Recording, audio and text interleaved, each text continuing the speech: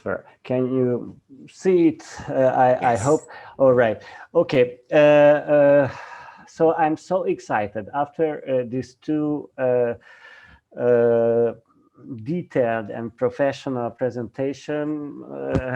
I must be very good. So thank you for this challenge. I must tell you that I prepared with a theoretical, strategical, and I would say visionary paper. So I will not go in details. And of course, I will simplify things because I want to work in our imagination. And for doing this, we need some simplification to let use our imagination and grab new horizons of understanding. So that's the reason why I put a provoking question beyond diversity. So, hey, we are just understanding what is diversity and we should go beyond that. Yes, that's the main point of my presentation. Uh, so let's begin. Okay, I would like to give you an example. What do I mean about getting beyond diversity? This example came from the intercultural education discourse. And I was in the, I'm usually participating in the yearly conference, and I was in Amsterdam when some interesting results came out from a longitudinal research project. One of the lessons were that there were more than 130 definitions for the concept of culture within their discourse. What they found that they have only superficial achievement. I guess Arina told us that Benetton multiculturality.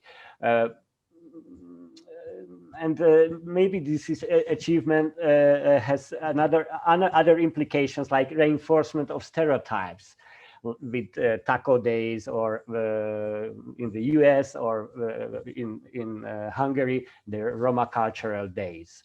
So the intercultural education discourse itself said it critically that maybe we should take out culture from the middle and we should put poverty and equity in it. And the other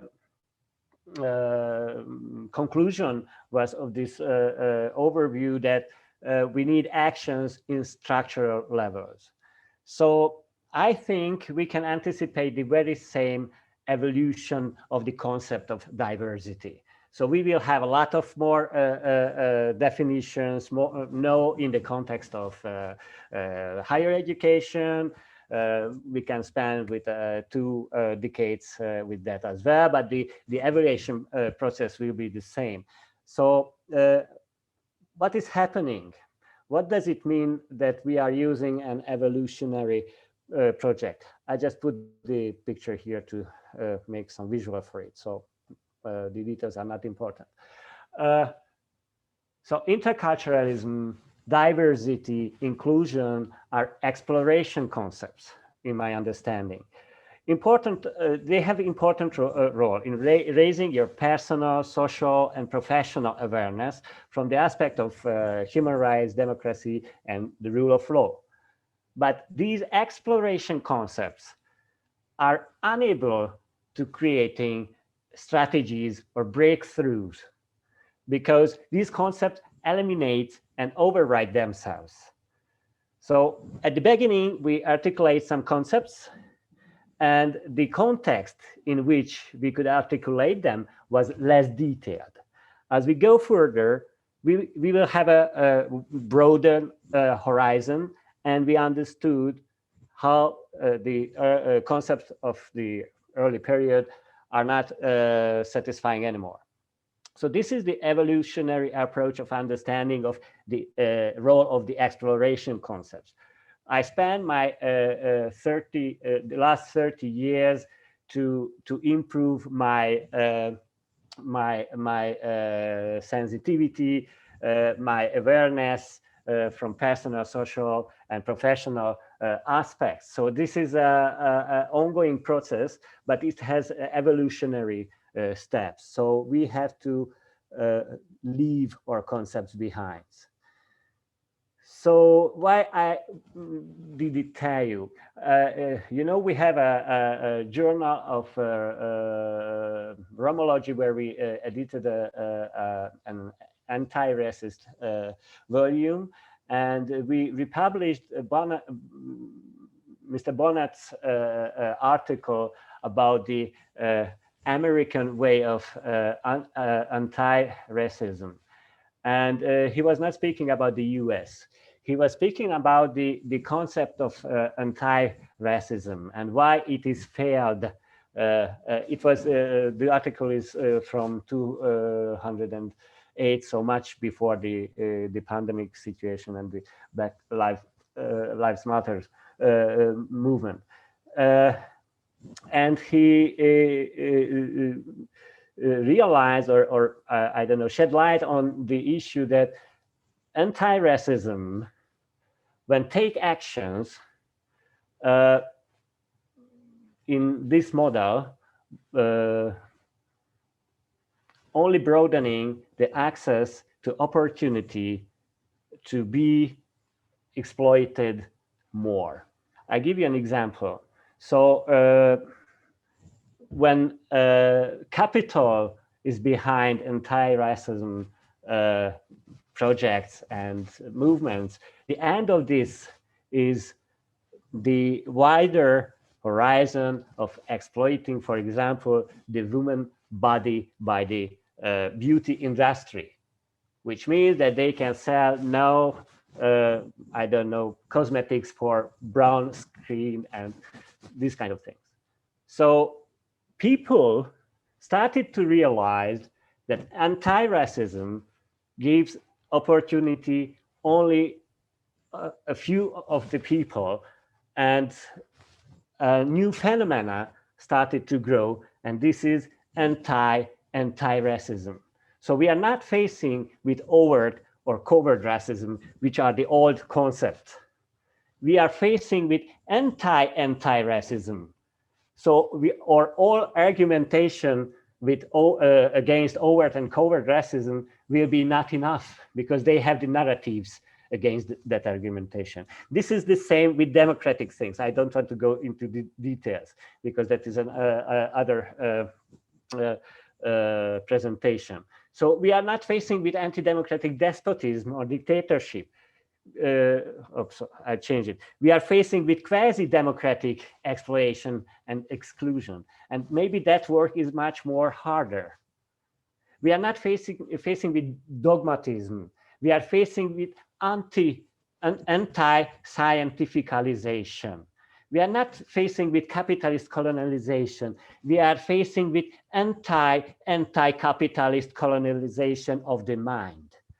So we have new contexts, new phenomena. We need new exploration concept for that. Another mind-provoking slide from me. In Amsterdam, I made a presentation with the title, "Schools Are Dead, Just Nobody Noticed." That was before the pandemic. So I think during the pandemic, a lot of people noticed that schools are dead. So these schools, which continue the same thing, but they are doing offline, absolutely are golem education institutions. So these are zombie schools. Why I would say that? Because we have a change in our future, in our technical environment. I was very happy for mentioning it. I will give you 3 examples. Maybe you know this GeoGebra software. It is a math software for math learning and doing math project. And they have more than 25 million subscribers. And I know the founders, and they told me that in the very beginning, they have only users from the global north. then Brazil started to deliver only laptops in the suburbs where the poorest kids were living with no school and no education. And they, in the GeoGebra team, realized that thousands and thousands of kids started to use it in the middle of the garbage without teacher and without school. So they started to learn a higher level of mathematics. So that is also a reason why schools are dead if they couldn't understand what to do. Another example from our university, this is a toolkit for math learning based on card games and board games, and it makes it easy to learn mathematics in a more effective way, also without teachers, but you need players. So it is ideal for families, or I wanted to organize a project to send a lot of toolkit to migration camps where kids have no education for years, but playing with these toolkits after 2 years, they would be better than the kids in the school. So, and the third example is a personal example. I'm sorry to share that, but that was a epiphanic moment for me to understanding what is the future. Uh, uh, During the pandemic, I learned 28 different softwares. I think you did the same. And one of the softwares were a management software, and it was supported by machine learning. They say artificial intelligence, but it was maybe just machine learning. And it was amazing. I was so obsessed with the thing that, hey, I'm using an artificial intelligence program, that I was stuck in there for 36 hours and just typing in my projects. After 36 hours, this software learned my first language and correct my style from professional aspects. So give me a teacher who will be able to eat in the future. So there are many challenges uh, with with which schools are facing. So what we should do? There is no time for reforms. I will not go into that because I guess I have a couple of minutes left. Uh, what is our challenge now? We need to build the schools of the unknown future in the present, because we don't know the answers and we don't have time. As we see the circumstances, we don't have time. We never have had time, but the status quo was very stable. But we never had time. But now more and more people are realizing that we have no time. Okay, but the unknown future is sitting in your classroom. I would like to give a metaphor to understand how I imagine this whole thing. I'm following Köhler in this. He's speaking about art of education. If you are, and that's the reason why I like very much Zsófia abbreviation word.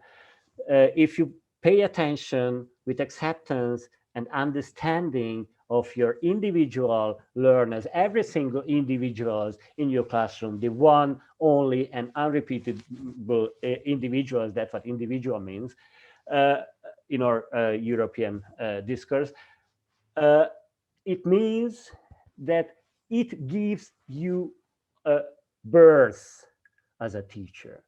So you are not prepared for anyone. You have to understand, you have to learn him or her. And in that understanding, you will burn as a teacher. This is a Heideggerian understanding of art. And in my mind, we have to do the same with the schools of the present. We can start instantly build the schools of the future if we let the children to build them up. There is no time for reforms, for politicians, for teachers. We have to give the governance of the future of the schools to the kids. Okay, a simple example, just explore the path through which children are already learning via internet. How many of these ways were used in the schools during the pandemic? So we need the exploration concept. I love our words, but we need also action triggering concepts. And we have action triggering concepts like the quota approach. We suggested some diversity indicators in our model. But in my understanding, these are structural indicators. If we would like to have real inclusion, that is not enough. And it became clear at the very beginning of the 70s in the public education discourse. And now it will be important in the higher education discourse. They are there in these days. So what we need is in-depth indicators for equity structural aspects.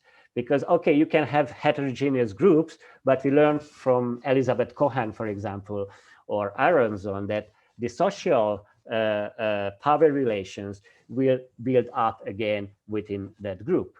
So we need post-structural actions, which can change the situation.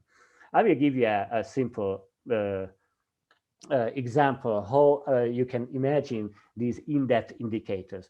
How many of your students participate in academic interaction during your class? 0 from the 200. 0, 2, 3, 5, 8, 10, 15, or all. Okay, so what is the difference between the two approach? These are the structural approaches. How we can make instant changes in the structure of communication and cooperation and community building, just to refer to Nash's favorite words. Another in-depth indicator questions for university teachers. How many of the forms of the 21st century knowledge construction structures are present in your class when you're teaching? We are using pair interactions, interdependency, synergic knowledge construction, synoptic, of course, right? Because these are the 21st century. If not, then there is no inclusion at all. So action triggering concept. What do I mean by that? One of my favorite discourse within education is the teaching of Kurt Lewin and their followers like Deutsch and Johnson in the US discourse. And Kurt Lewin also was the founder of the concept of action research. But in his concept, action research and cooperation has the same origin. But nobody reads never Kurt in these days, Kurt Lewin in these days, but maybe it is worth to do this. Okay, so in my understanding, we should put together what for Lewin was together. So that's the reason why I use this deconst action expression. Deconstruction, which means that it can deconstruct distract the hierarchical and anti-democratic structures of discriminative practice by construction of cooperative structures.